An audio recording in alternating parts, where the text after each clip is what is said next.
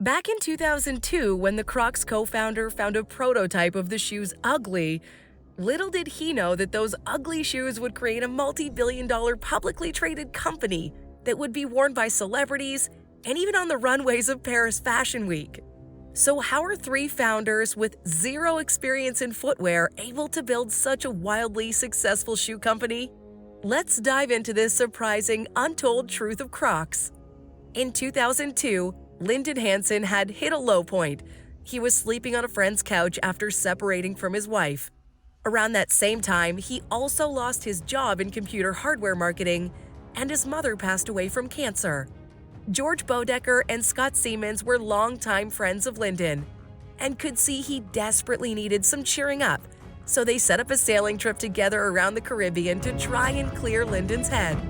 While they were on this sailing trip together, Scott asked Lyndon and George to try on a pair of rubber-like clogs he'd been developing after discovering something similar on a business trip to Canada.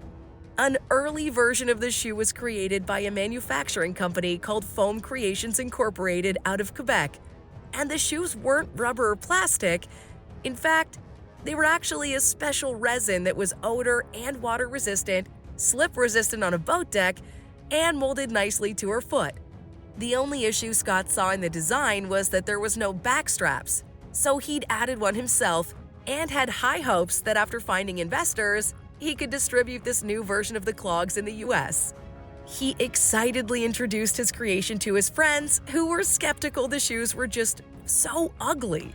However, after some time, they realized the shoes were remarkably light and comfortable. They loved them so much that they decided to go into business together and named the company Crocs, since like crocodiles, these shoes can thrive in both land and water. Now, George was also an accomplished man in his own right. He'd had a rough childhood, but started his own lawn mowing business at 10 years old, went on to be a star student athlete with a college scholarship, and then went on to own more than 100 Domino's pizza franchises and served as an executive at the sandwich chain Quiznos. So between these three friends, they had a reasonable amount of business experience. The only problem was none of them really knew anything about the shoe market. They first went on to create a model for distributing this strange Canadian shoe in America. Lyndon led the development of this plan, while Scott worked on the product, and George put forward a sizable amount of investment money to get things started. They set up shop in an office in Boulder, Colorado, and ordered their first shipment of the product from their supplier and started thinking selling strategy. These shoes came in handy on a boat deck, so they headed to a Florida boat show in 2002, as they had a feeling that the novelty and uniqueness of the product would intrigue buyers enough to try them on, at which point they'd see how comfy and convenient they were. Their tactic was to literally throw the shoes at people passing by their booth, and when someone would call the shoes ugly, they would tell them just to try them on. This worked incredibly well. They reportedly sold around 200 pairs of Crocs at the boat show. What the co-founders didn't necessarily anticipate was the number of workers from other industries who felt that Crocs were perfect, not only for the boat, but for hospitals, kitchens, restaurants, anywhere where workers were on their feet for hours at a time. At this point, they were beginning to get a sense they'd hit both a cultural nerve and found a consumer niche that hadn't yet been tapped. Crocs continued to grow at a steady pace, despite some critics referring to it as an unfortunate fad. There were plenty who believed that a shoe like Crocs was simply a passing fashion trend doomed to eventually fail. Yet it wasn't failing. Crocs sold 76,000 pairs of shoes in 2003, and between 2005 and 2006, their revenue climbed 226%. One of the really savvy moves that the founders made was acquiring Foam Creations Incorporated, so they could have exclusive rights to the foam material called Croslite. The Crocs made another savvy move. It was developing a unique style of distribution and restocking that was uncommon in footwear. At the time, instead of retailers having to buy Crocs in bulk and then discount the pairs they didn't sell, they could buy as few as 24 and then restock once they run out. This lowered the risk for retailers and ensured that many stores of all different sizes ended up stocking their shoes, even though many people didn't like Crocs.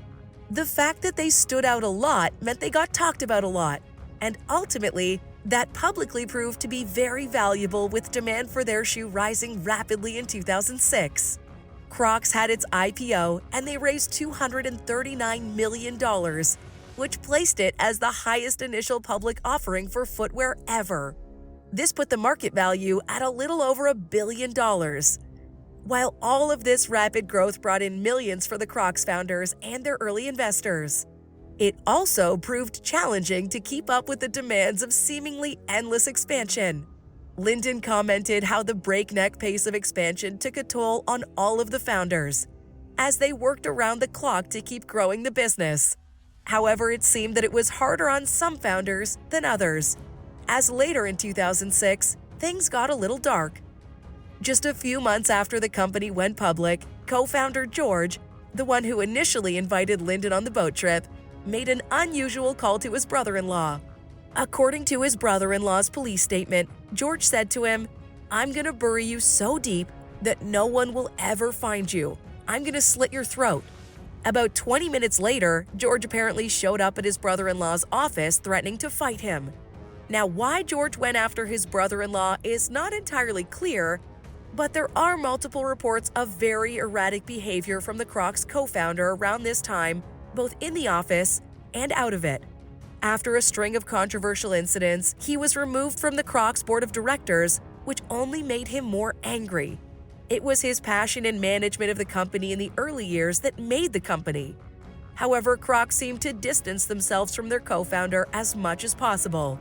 When George stepped down as the CEO of Crocs, the person who took his place was actually Linden's friend, who'd let him crash on his couch back when he was at his lowest point. That was Ron Snyder. And Ron is credited with leading Crocs into a new era of success as CEO.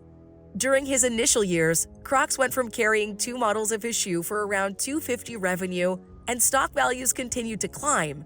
And Crocs expanded its international presence. They also began to acquire adjacent companies like Jibbitz. Crocs also established licensing agreements with the likes of Disney and the NBA. At this point, they seemed unstoppable. That was until 2007, when things began to take a turn, as with many other companies. The financial crisis of 2008 brought major bumps in the road for Crocs. Consumers weren't shopping, and sales went down, bringing stocks with them. Crocs announced a projection of decreased revenue, and over the coming years, they hit employees with a number of layoffs and continued to struggle in the stock market. Then, in the middle of these financial troubles in 2008, a company called Select LLC came forward with accusations that Crocs violated a 1999 patent for material extremely similar to Crocs' Cross-Lite. On top of that, manufacturers of Crocs lookalikes said that Crocs was actually just a lookalike of an Italian shoe that existed well before Crocs, which Scott allegedly knew about. All this speculation that Crocs' design had been ripped off from somewhere else just sent their stock price tumbling further. And yet, Crocs is still here. Rapid growth may seem great on the surface, but for Crocs, it was just the tip of an unsustainable iceberg. Overexpansion and an excessive inventory left them largely treading water, as Fast Company described it, from 2008 to 2018. But then suddenly Crocs stock began to bounce back. It was a combination of smart marketing and capitalizing on the fact that several celebrities like actor Shia LaBeouf had been photographed wearing their shoes. What's interesting is that at many points, Crocs did try different designs that weren't so ugly as to appear to a wider customer base. But ultimately, they realized that their power actually might be in their polarization. No one is neutral on Crocs. You either love them or hate them. So Crocs began to push out a message of acceptance, individuality, and creativity. The Crocs CMO said that Crocs fans see themselves as bold and one of a kind. They tried to position it as Crocs, whereas having a kind of cool, carefree attitude of not worrying what other people think. They then combined this messaging along with a number of strategic celebrity partnerships with the likes of Justin Bieber and Post Malone, and there was even a collaboration with Kentucky Fried Chicken, including scented fried chicken chew charms that really smelled like chicken. Crocs became a cultural chameleon able to adapt to a wide variety of partnerships from the sleek and high concept to the utterly bizarre. High fashion retailers and brands like Barney's and Balenciaga also picked up on the trend, creating lines of custom platform. Crocs graced the runway of Paris and sold out instantly in stores. Basically, Crocs' strategy of aggressively pursuing collaborations was very deliberate, as they especially focused on collabs they knew would generate a lot of headlines. By being surprising, hearing Crocs have partnered with Cheerios cereal or being worn by high-end fashion models provides endless republicity. Another huge win for Crocs was surprisingly the pandemic. While most apparel companies suffered in a pandemic economy, Crocs thrived. In fact, 2020 was their best year ever, driven by a desire for comfort over style. Sales surged to new heights and stock values rose 300. It also helped that Crocs had already switched to priority sizing online sales, and it closed down a lot of their expensive retail shops so they could focus more on e-commerce. In 2021, Crocs reported a record high revenue of $2.3 billion.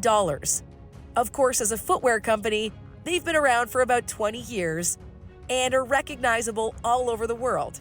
Plus, they're seemingly making more money than ever, which is pretty impressive for a product that even the founders of the company thought was ugly. Thanks for watching.